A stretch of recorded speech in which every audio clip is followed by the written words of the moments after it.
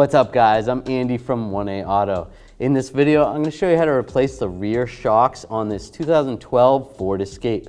If you need this part or other parts for your vehicle, click the link in the description and head over to 1aauto.com.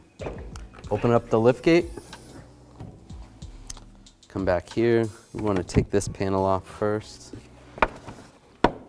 Just grab underneath.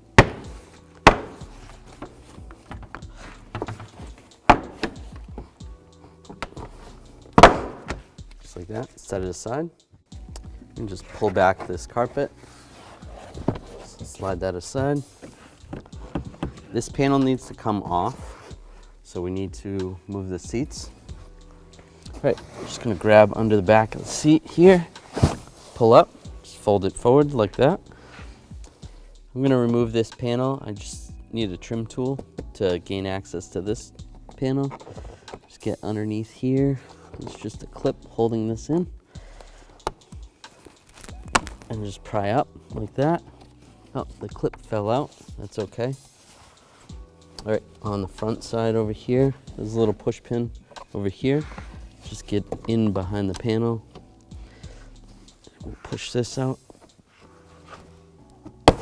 There we go. All right, now I can pry underneath this push clip. There you go. That one's pretty long too. And then we can slide this forward a little bit. I'm gonna have to pull the seat down. Right here, keep the seat belt out of your way.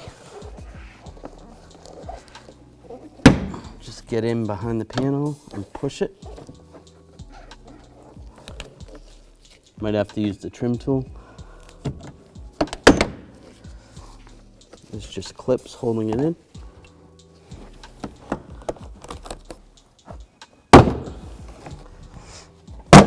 Just grab it, give it a good tug.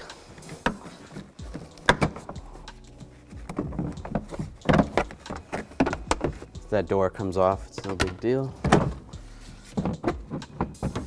Slide this forward.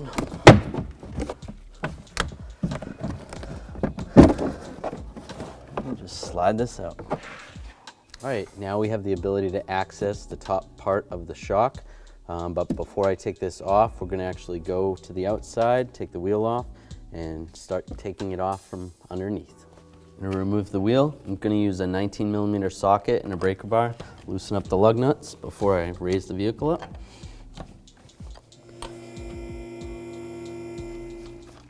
All right, now I'm gonna remove the lug nuts, grab the wheel. Oh, this wheel's stuck on there pretty good, so just gonna put a lug nut on. Take a hammer and hit it from the backside. You can take the lug nut off and pull the wheel off. All right, so we want to loosen up this nut right here. Before I loosen it up, I'm going to spray it with some rust penetrant. This is pretty rusty.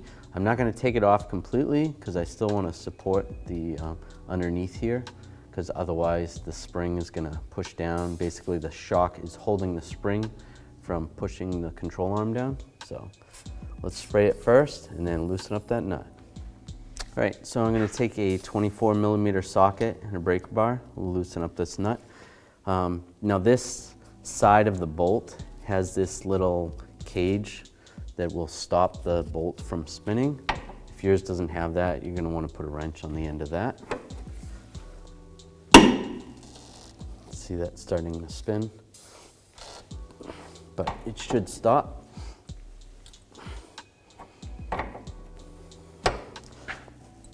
And it looks like it's actually gonna break. So I'm actually gonna get a wrench for this. So I'm gonna use a 13/16 wrench, or you can use a 21mm wrench as well. All right. It's on there tight.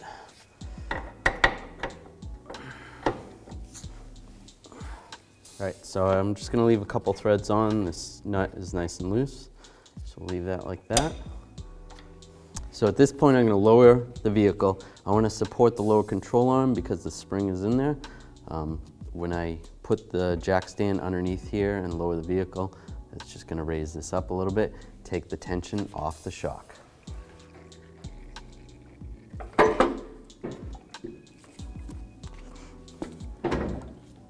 from up top, everything's supported down below. We're gonna take the top part of the shock off. Use a 15mm wrench. You can loosen this up. You can grab the center so that it doesn't spin. I'm just gonna use some locking pliers. If you have a wrench that'll fit on that, you can use a wrench. I couldn't find one that fit. It must be like a 6.5. If you had a 6.5-inch wrench, I mean 6.5mm wrench. All right. Then I can take a ratcheting wrench, loosen this up. Oh, it's starting to spin again. Use the locking pliers.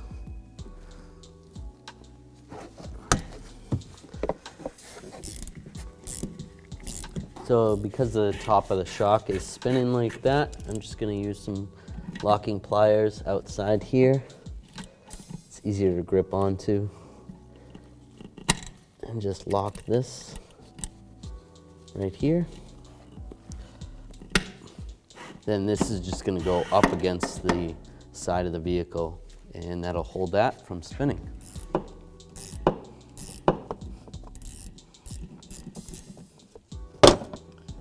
And there we go, got it off. I can take these locking pliers off, just like that. And because this is loose, just take this nut off, slide that off, slide the washer off, slide the bolt out or slide the shock.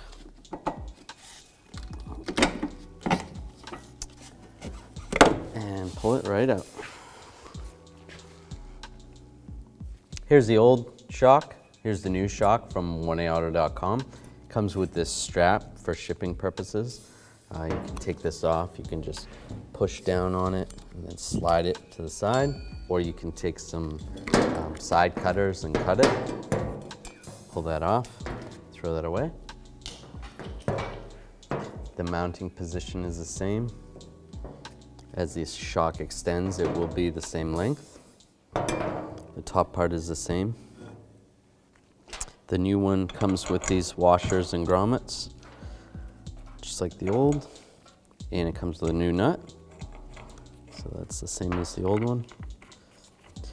Get yours at 1aauto.com and you'll be ready to rock and roll.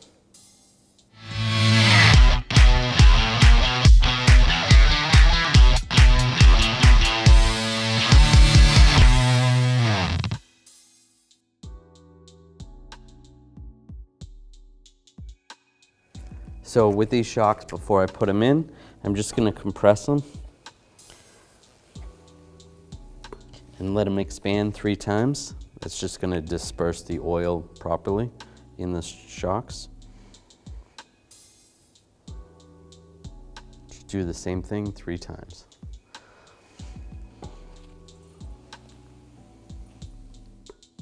Okay, now we'll take the shock, make sure you put the washer and the rubber grommet on the top. Slide that into the hole up there.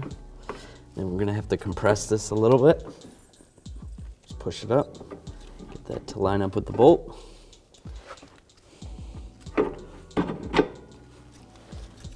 Take the washer and the nut, get that started. Okay, so we wanna center this in the hole. So that's pretty good right there. Take the grommet. Now the grommet has 2 sides to it, this smaller part and this bigger part, and same with the lower one. So you want the bigger part that's gonna center the shock a little bit better. Put that in there, and then put the washer, and we'll put the nut on. Now I'm gonna take a ratchet wrench and tighten this up. This actually, the new nut is actually a 16mm. And once you see that center start to spin, take the locking pliers, try to just get on that up top. You could use some needle nose pliers.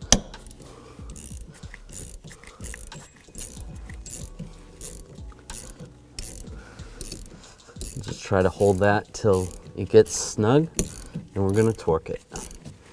So when I tighten the shock, this upper part is just spinning. So what I can do is take one of these rubber strap wrenches, just get this tight, and I'm just gonna have a partner hold this for me while I torque it. And over here, I can torque this to 30 foot-pounds. And it's good. At this point, I'm gonna raise the vehicle. It's safe to do so. Now I'm gonna just take a 24mm socket and a ratchet. Just tighten this down. I don't really need the wrench for this because that cage is gonna stop that from spinning. Now I'm gonna take a torque wrench and I'm gonna torque this to 129 foot-pounds. That's good. Now we're all set on the inside here, so I'll put this interior body panel back on.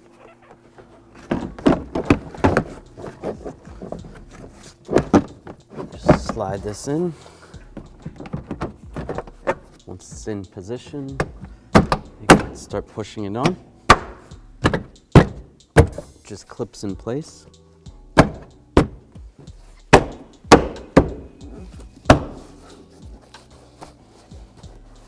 The weather stripping right here has to go over the panel.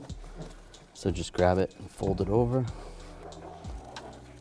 Just like that. Make sure that hole lines up right there. Push the seat back there. Now this little push clip is gonna go right in here. Just like that. And I'm just gonna slide this push pin out. Get this in position. Push that down, and then push the other push clip over here. There we go. Close that door. You can push this seat back underneath. Just take this trim piece, line this up.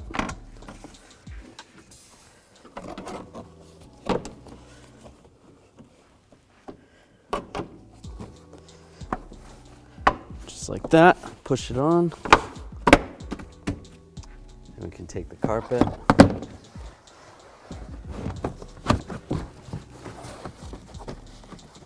put that back in position, and take this door that fell off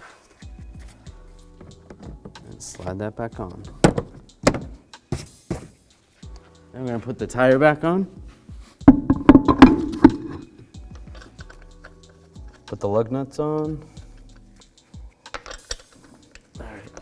Going to use the 19mm socket, tighten these down by hand. I'm going to take my socket and a torque wrench. I'm going to torque these to 100 foot-pounds, and I'm going to do it in a star pattern so that the wheel gets tightened down evenly.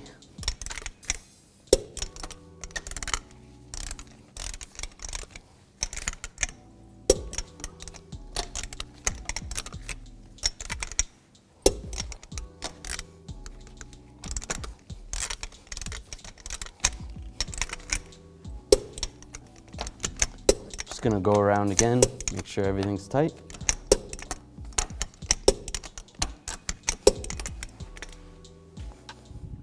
Thanks for watching. If you want the parts to do it yourself, check out oneaauto.com, the place for DIY auto repair.